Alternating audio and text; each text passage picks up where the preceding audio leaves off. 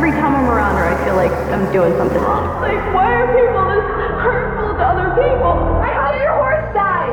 Goodbye. If I'm gonna go big.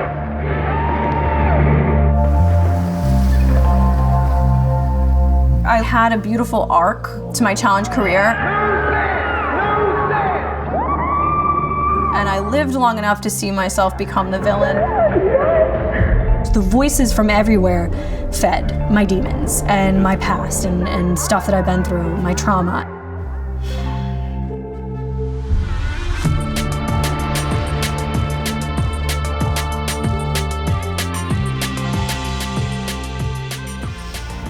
This is the beach that I grew up in. I used to come here when I was little with my cousins. You can bring your horses up to the beach. So me and Garnet, we would just fly down that beach at low tide so fast that my eyes would just be pouring water. That was some of the best memories I have, is just riding Garnet on the beach. And it was like feeling like there was nothing beneath me riding her. It was like flying on air. Growing up, I was the arts and craftsy girl. I was the girl that, instead of playing Barbie dolls and baby dolls, I had horses, just like a throw up of horses all over my room. Horse sheets, horse blankets, horse pillows, horse dolls, like horse books. Everything was horses. Got my horse in 8th grade when I was 14 years old. So I was like, instead of being in sports and, school spirit, I kind of was like art classes, and then on the weekends I wanted to go like to my horse's barn. And like it would literally be a Friday night and I'd pop on my horse bareback and just like boop around the arena and pat her and talk to her and tell about my day. That's quiet, creative, introverted, happy place with horses, Cara. That's me. I went to grammar school, high school, college, all here. I went to college on the North Shore, and this will always be my home, but the second I graduated college, I was like, I have to travel, I have to go do things, because, you leave and you come back and the people that you left are still doing the same things within the same 5 miles that they grew up, and I needed more.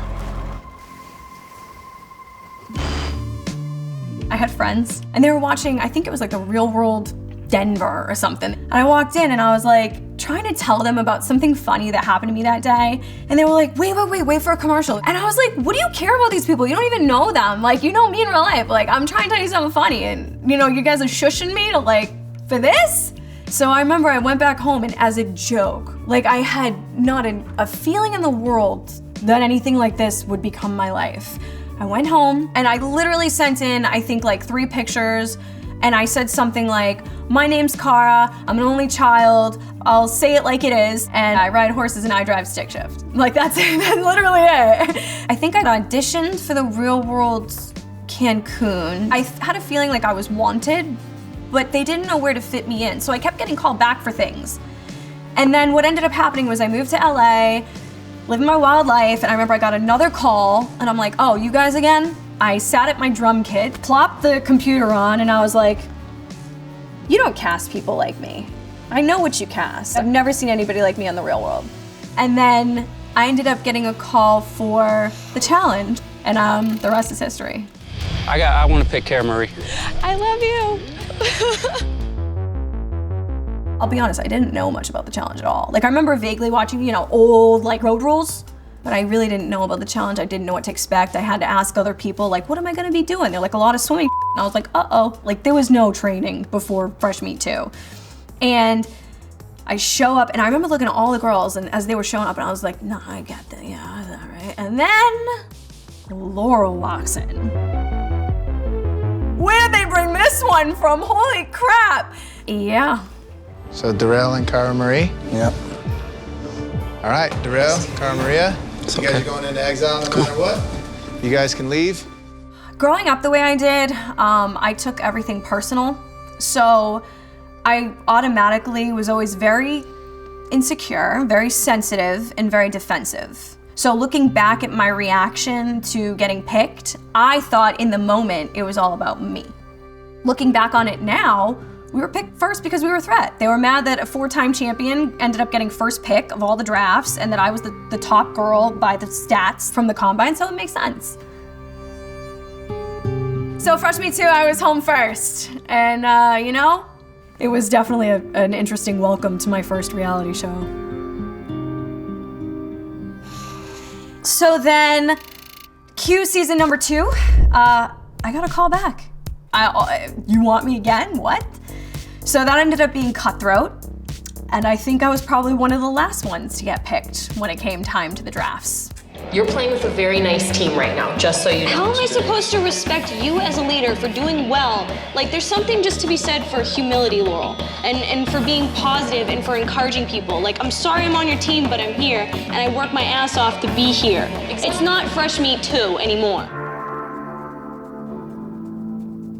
I was just free and fun and just living my life. I'm not a serious athlete or competitor at that point. And I think Laurel, growing up from very serious, strict athletics, always, you know, top of the top, looking at me, and I don't know what it was about me that bothered her so much. Because I remember her and Sarah were kind of like mean girling me, you know? Mean girling me, I knew it, I felt it. I remember they tried to throw different challenges to try to get rid of me. Like, I remember there was a lot going on. They wanted me gone, they wanted me off the team. I remember sitting in like a tiny room with her and I was just like, so what's your problem with me? Okay, right now, you are a JV player that I feel is going into a final. And no offense, but people will eat you alive. Let's be honest, I've been here. On Fresh Meat 2, I made it to the end. I know she's a strong, crazy good competitor. I don't know what her thing is with me though. Next up, we have Cara Maria. Cara Maria's favorite person, Laurel. 2011, Rivals came next. I got paired with Laurel. I did not really talk with or hang out with Laurel much. We would just come together for challenges and that's it. And I remember I was sad about that because I wanted to have a friendship or connect with my partner and I thought we should. You son of a bitch! Oh, you got me good. Oh, you got me good. It was a kind of play fight that ended up culminating to Wes kind of pouring an entire liter. And people were like, you stood there and let him shower you with an entire liter of soda, like you didn't move? I'm obviously a little in shock. I'm trying to process in this moment, like, we're not being funny here. This isn't like fun and games with someone that you're being nice to. This isn't a friend. These are people that have actually been picking on me the entire season, like in any way that they can, you know, making fun of me, you know, saying about my, you know, the person that I was dating at the time, about my horse. So it's just a combination in that moment of all the things that I was feeling. I think that's when everything just came flooding. Like, this isn't okay, because I don't treat people like this. I wouldn't do this to people. And it was the emotions of the entire season just kind of coming into play with how people treated me.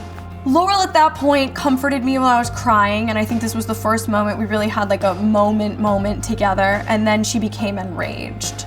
If there's one thing I'll say about Laurel is she's very protective. It wasn't about winning at that point. It wasn't about keeping your partner in the game at that point. It was about F you all for treating this person like this. She's actually a good person. She unfortunately went really hard on some people, but yeah.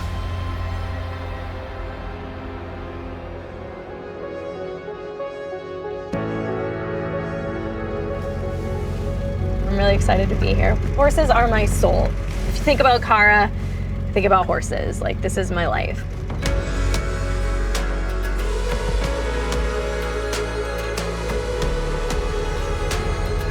I brought my camera because I do photography now, and so I'm gonna shoot the horse named Josie, who I used to ride with Garnet. It's so good to be here right now.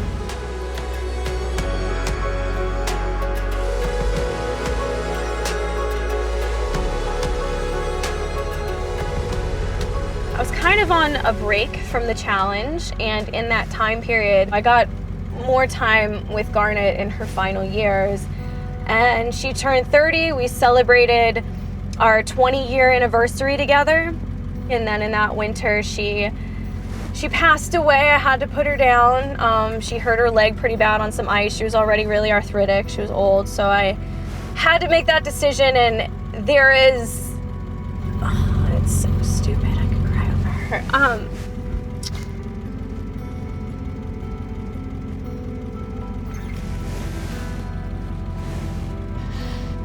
I just loved her so much. That was my life. So I had to put her down. And then it's like, who am I if I'm not doing challenges and I'm not, you know, the girl with the horse? Like, I don't have my horse. She was my heart, you know, and I had to let her go. And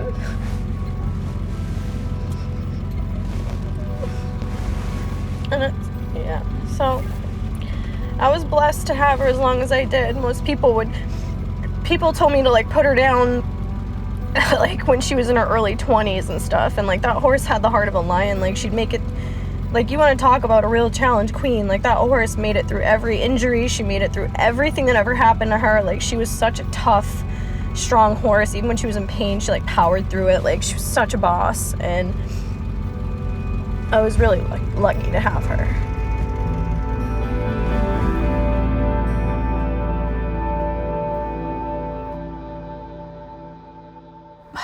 I was in a weird headspace on Battle of the Exes. I almost like to forget that season in my challenge history. I almost blacked that one out. I was not competing my best. I don't know, there was just kind of a lot going on that season. I go into elimination on episode 5 against Emily Schromm in a pole wrestle. And I remember it didn't work out. She kind of just literally threw me like a rag doll right over her head. Okay, girls, you ready?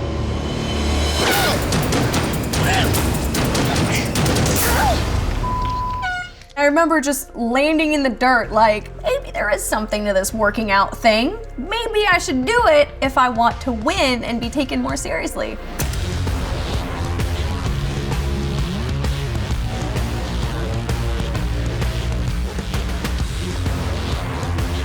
This is my home gym. This is where it all started. Like, do you remember when I first came here? You had it out for someone, so it was just kind of get you in shape for the challenge, and this is the way to go. What am I doing if I'm not doing everything I can to win? It's not going to come to me easy. It's called a challenge for a reason. So I better work for it, you know, and earn it.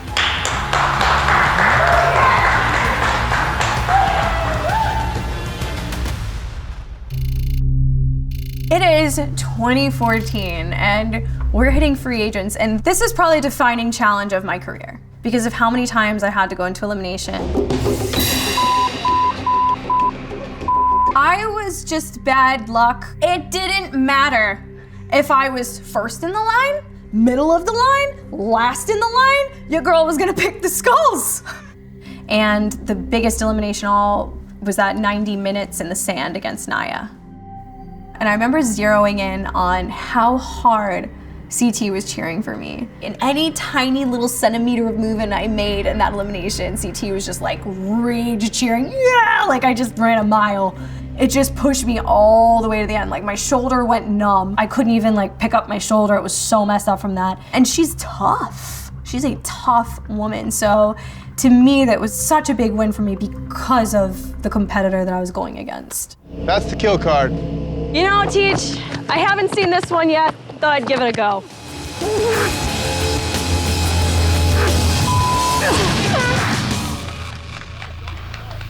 As Cara Maria's getting up, she's kind of holding her hand, and I've taken a stinger in the knuckles before too. That one will get hurt. I broke my hand from smashing my hand as I tossed the ball in. I didn't want to be removed from the challenge.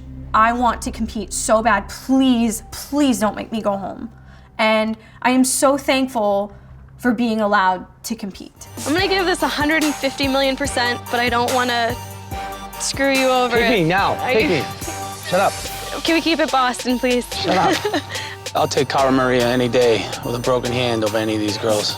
That was such a sweet moment when CT picked me. I'll never forget that. But then this all culminated to a head-to-head against Laurel in an elimination where you had to punch a wall. So there's that.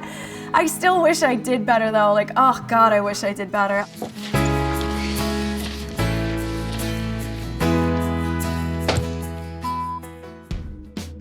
Hey, buddy! Hey, what are you doing? What's going on? Well, I'm in Massachusetts. I was just thinking of you. I was just driving by the old gym and I was like, I remember the first time that I even knew of you. I didn't realize you went to school with my brother. until after you're on the show. I know, what a small, who would have ever thought in a million years, school with your brother, the old gym, and then we're on Fear Factor together, then we're on the challenge together, and I think the world needs a Team Boston reunion, and if I could be teammates with you, I think it'd be game over for everybody. Just put us in a hall brawl. Just make sure there's a couple tennis balls underneath my walker, I'll be fine. Let me know when you get back, door's always open. All right, see you later. Bye. Bloodlines was its own monster.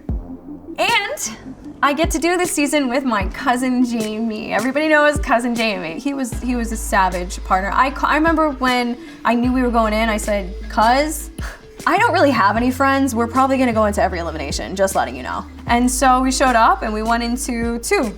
And they were great eliminations. I got to send home Johnny. I love you, cousin. We did it. We're going to Berlin. I'm in shock right now. The last thing I ever want to see in an elimination is a puzzle. And I solved a puzzle against bananas. I've had these feelings before finals that I've won that I knew that I was going to win. I don't know how to explain it, but the ones that I won, it was like a feeling. And the Battle of the Bloodlines season champions, the gold medal winners of $250,000. Cara Maria and Jamie. This win meant a lot to me because this was with my family. This was my heart, and this was right after my grandmother had passed away, you know, me and Jamie's grams. And so it meant a lot to us to show our family how we worked together and how we came through and how we won together. My very first win ever was with my family. So that definitely meant the world to me. Happy birthday! What are you doing? Hanging out. You look like exhausted. When you have kids, it's all about the kids. So Luca Vito, happy birthday! The official bloodline. Yeah! Oh, he likes it! He likes it! Look at you! You're an official challenger, Luca Vito. You think you got another one in you, cuz? Or is this the family life is the new challenge? Oh yeah, this little guy right here is my challenge now. Love you, cuz. Happy birthday. 2016, now we're in Invasion of the Champions. Because I'm a champion now! Cara Maria? Hey babe, I love you.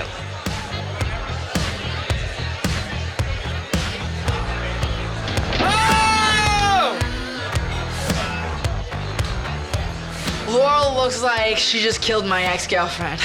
But she's a pretty woman, she is. She's tall, she's attractive. I don't know if she's ever been with a gal, but if I'm with her, I'll probably make her a lesbian, obviously. With me, Laurel, and Nicole, it's just Nicole wanted me, Laurel wanted Nicole, and Nicole didn't want her. So, you know, and then at the end of the day, you know, I go home, the famous line by Nicole is, oh, Laurel, you look good. Cara, you look better. So I think Laurel, with whatever her thing is, against me, for me, whatever it is, all she wanted to do, I guess, I don't know what it was about Nicole that ignited a switch in her.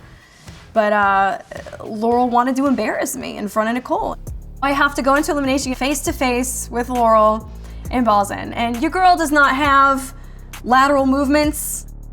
I kind of just, I'm a bull. I'm like a hall brawler. It's like, what do I gotta do? Go straight, got it. And then there's Laurel. I was able to hold my own against her many times, preventing her from putting the ball in. But I was never able to go through that wall to get the ball in myself. Laurel got back in, and then Nicole's like, all right, I'll take it. And then they stuck it out for a little bit. Champs vs. Pros, honestly, is one of the coolest challenges I got to do because I got to face pro athletes. Lolo against Cara Maria. I had to face off against Lolo Jones, and she is powerful AF. And hello, I got redemption with Darrell. We won. So really, at the end of the day, that's all that matters. You are Ultimate Challenge champions. Redemption, baby! That's my redemption from Fresh Meat 2. Me and Darrell got our win. We solved all the puzzles. We annihilated it. So, redemption.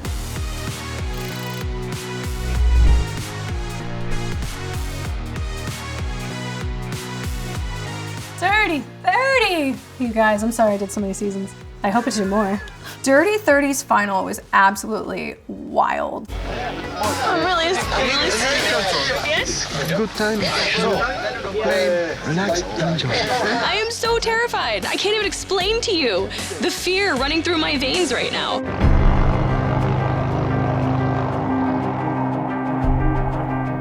It was a lot. I wish I was CT's partner a little more often, and I was not so good at the puzzles when I needed to be. I won my 12th season as the first solo champion, and let me tell you how good that felt. That felt good because I remember I loved the final, I had fun in it, I felt strong, I felt good, I felt like it was mine to win, and not only that, but it was mine to win solo. This, as the first solo champion, was my chance to say, do you consider me a winner yet? Do you consider me a champion yet?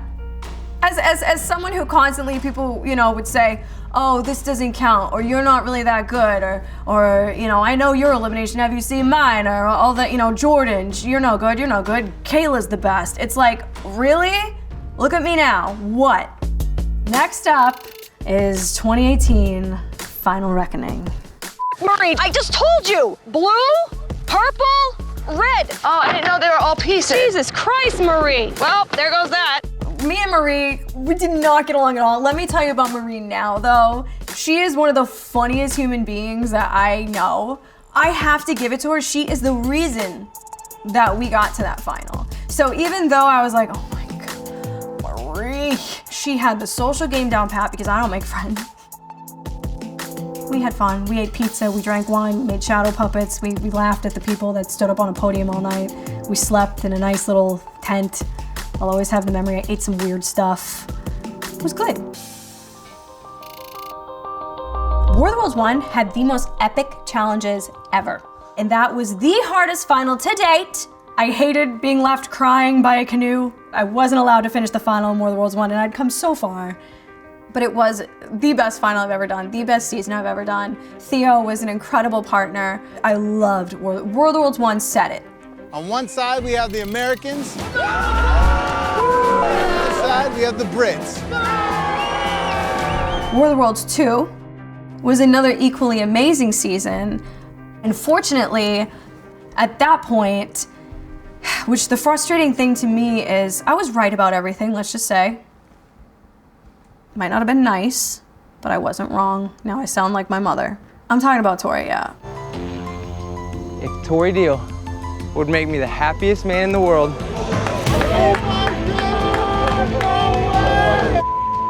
Marry me. She's gonna be paying for that ring when he sabotages our team. Sorry. Do I wish I faked it? Yes. Maybe a little, but then, you know what? Then I wouldn't be me. I walked into the War of the Worlds 2 with Polly.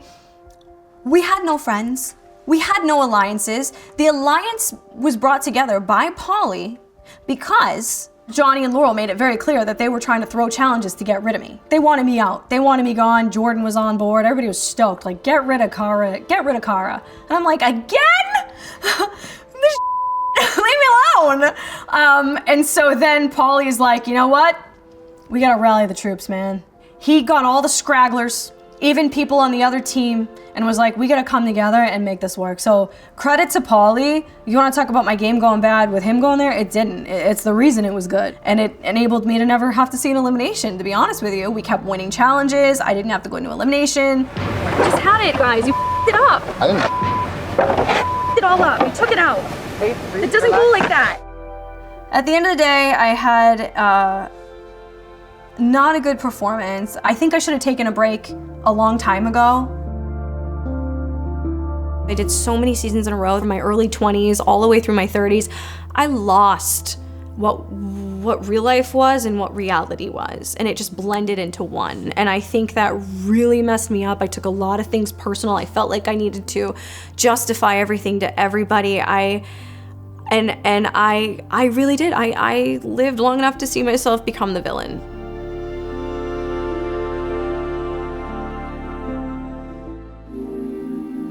We're at my dad's farmhouse in Haverhill, Massachusetts. I'm an only child because, as I like to put it, when your parents do it right the first time, they don't have to do it again. I apologize to anybody else who is not an only child. I love this life. My dad is the coolest guy you're ever gonna meet. He was born in Sicily. He came over here when he was 18 years old with nothing but the shirt on his back. I'm really, really proud of him. He's an amazing dad. I can approach him with anything. So I absolutely love him for that. That is something very special that I hope everybody has. Do you want me to move these onto the table? Paul, you're probably gonna eat that all yourself. Huh? You're probably gonna eat that all yourself. Manja, right, Papa? Yeah. When I met Paulie, I remember seeing him at the airport. I remember him. I remember the jacket that he was wearing, and it was like, who's this guy? Like, who's that? And it was this weird sort of magnetism I had to him. Then I found out he had a girlfriend, so I was like, I can't like this guy, but maybe we could just be really fun friends in the house. And I remember he felt to me like a safe place. When I go to him, he makes me smile. He makes me forget about any nastiness going on in the house. I just felt like being in his energy and it was right. Like, I don't know how to explain the feeling of like, it felt right to be near him, even though it was wrong. This is the happiest relationship I've ever been in. Good for you. I am happy. I love this man. You heard it here first. Cara dropping out on. When I met Paulie, I was such a different person. I'd just been in two extremely not good relationships, and the way that me and Paulie became, I'm embarrassed of that, of course, because I would die now with the feelings I have for him if that happened to me. So, while I regret how we became, he was the first person ever who, with every brick that I threw at him to make a wall, he would pull it down and make a step. This man has been by me at my lowest of lows, when I was nobody. I don't have the challenge, I don't have the horse, I've had all this time away, like, who am I, what am I doing? He really brought out good in me, and I hate, it really hurts me, like, if people could say, I like her, I don't like Paulie, then you don't like me, you don't. You need to understand, like, if you think I'm a strong woman, if you know what I've been through, and if you love me for who I am, then you need to love me and understand that I know what I'm doing in my life with who I'm with. And this is a good man. And I really hope the world gets to see that. The go-kart's charged up? Yeah. You don't need to digest 30 minutes before you ride a go-kart, right? Yeah. You just need to eat more pizza so you get heavier. Right. And that way I can go. I'm now at a point where I've proven everything I have to prove. The break has done me a world of good. And and then that makes the comeback better. You don't harp on the setback, you just work on yourself for the comeback, and that's what I'm here to do. People were drawn to me originally because of my heart, and because of my vulnerability, and because of my fight.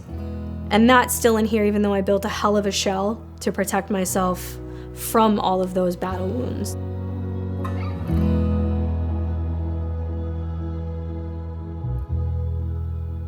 Since 2020, I've realized to keep a lot more things private. When you're a reality person, your whole life is out there, so privacy is incredibly important. The challenge is the challenge, and I'm gonna love it for what it is and appreciate every moment I get to play, but I'm gonna leave it on the field. It doesn't have to come home with me. I'm good, like, the challenge life is a challenge life, and then I'm gonna enjoy my home life.